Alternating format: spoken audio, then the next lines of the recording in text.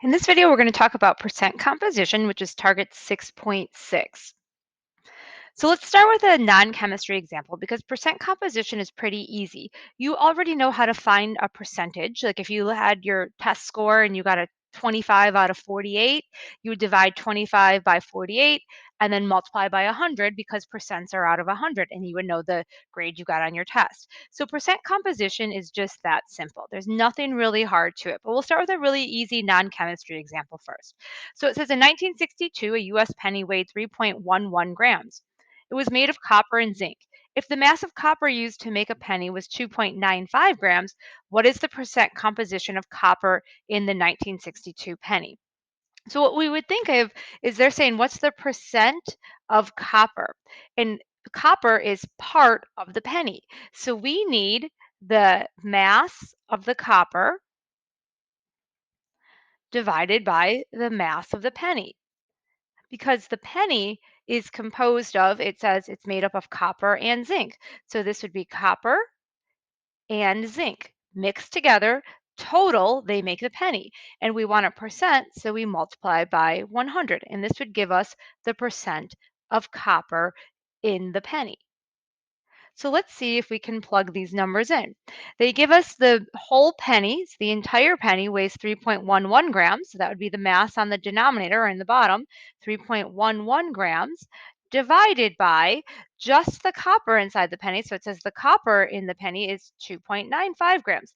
Notice the part, the 2.95 is less than the total mass, the 3.11 grams. And notice it's grams and grams, so those gram units cancel out and we have to multiply by 100. So we have 94.86, and now it's a percentage, so your unit is going to be the percent sign at the end of the number. So this is the percent of copper inside the penny.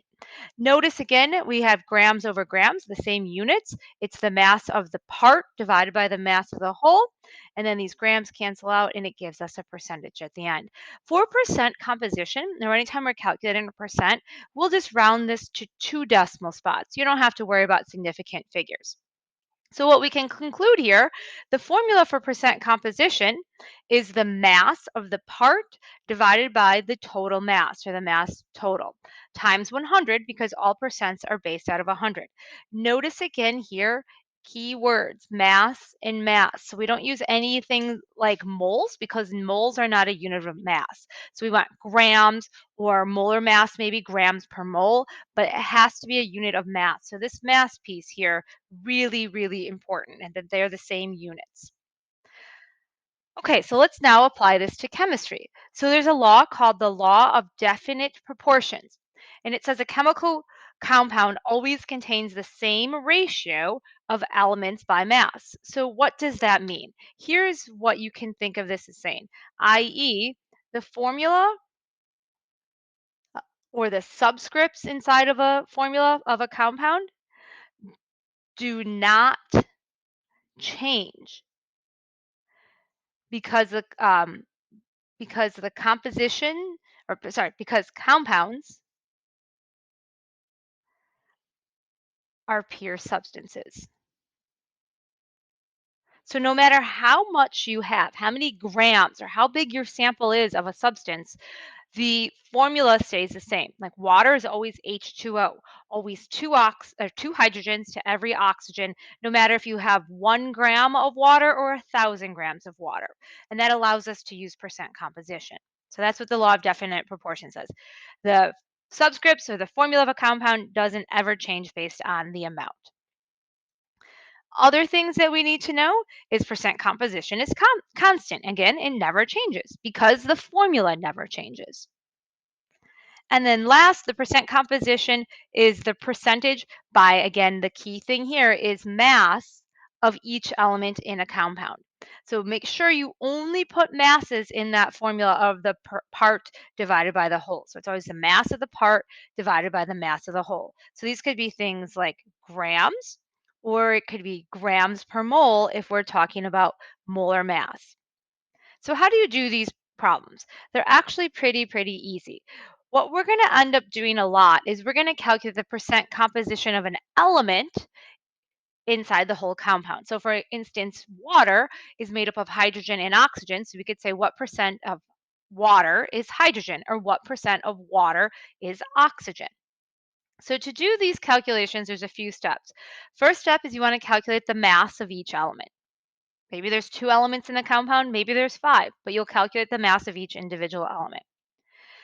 Then you want to calculate the mass of the compound. In other words, this is getting the molar mass. So your element, this is going to be the part, and the compound is the whole because the element is part of the whole entire compound.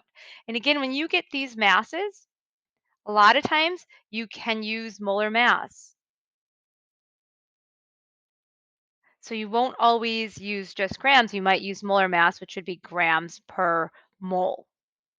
Once you have the mass of the element, the mass of the compound, then what you want to do is divide, so this goes in your blank, divide the mass of each element by the mass of the entire compound and multiply by 100.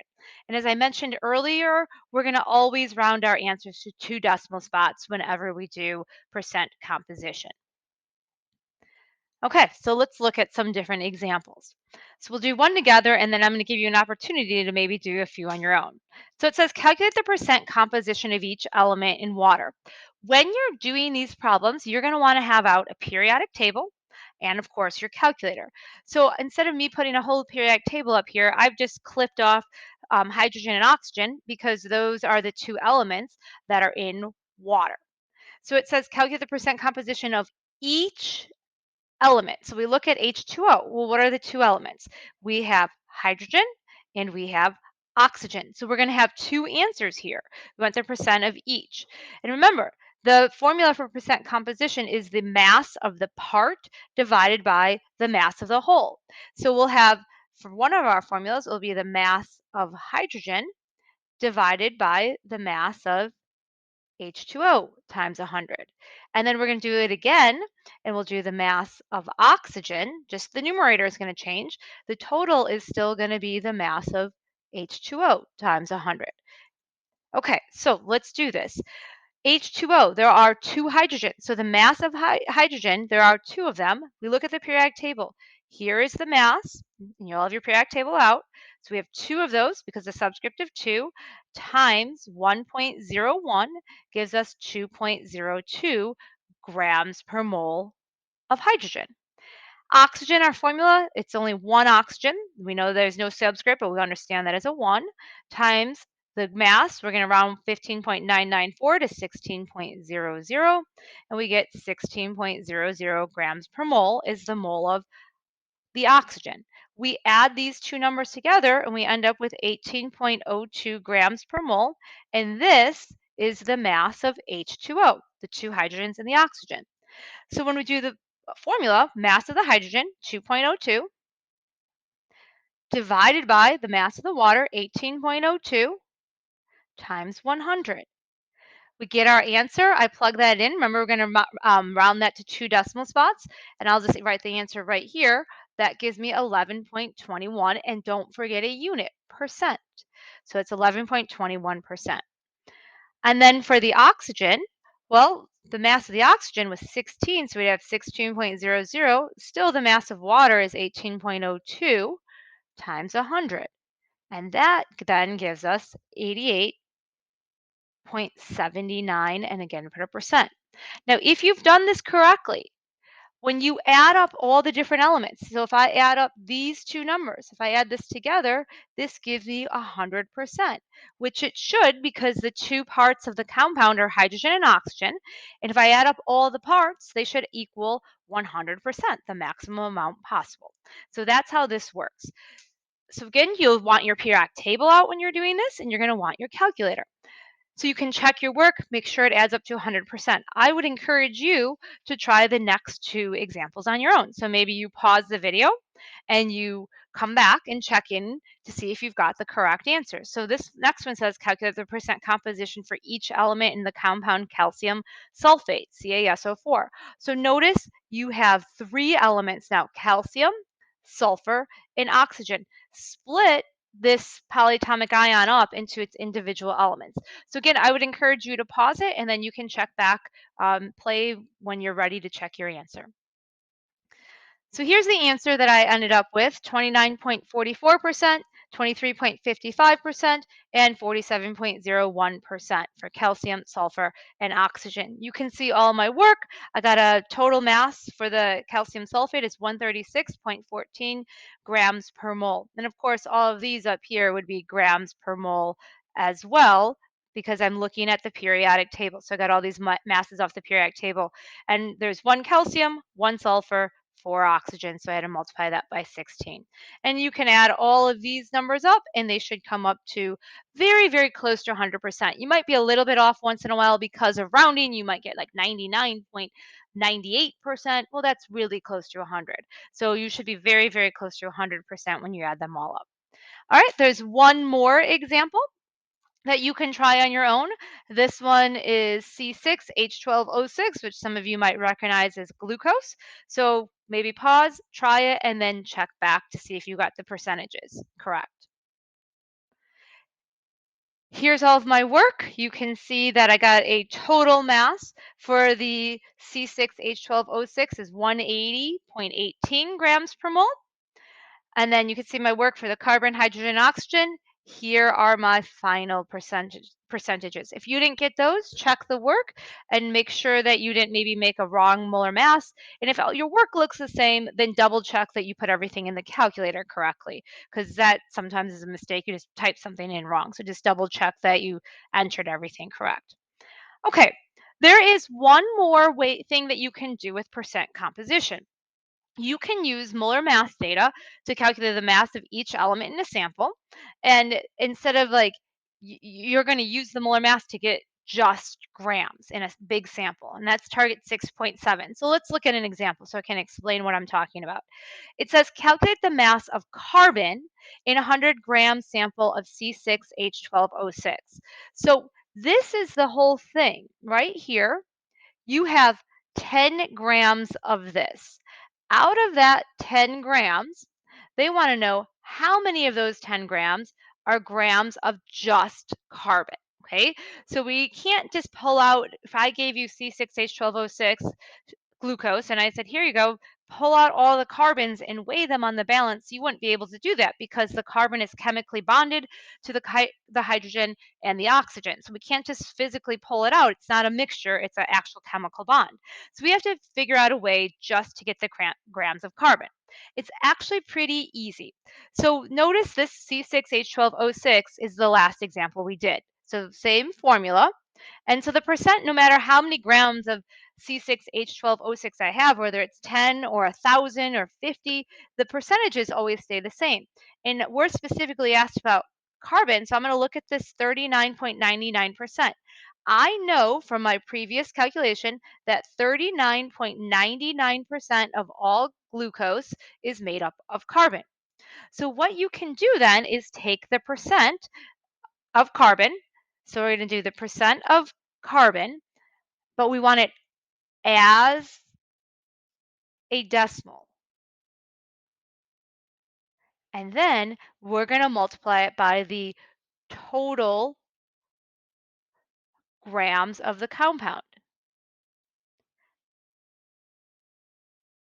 which in this case would be C6H12O6. When we multiply that, that will just give us grams of carbon in the sample.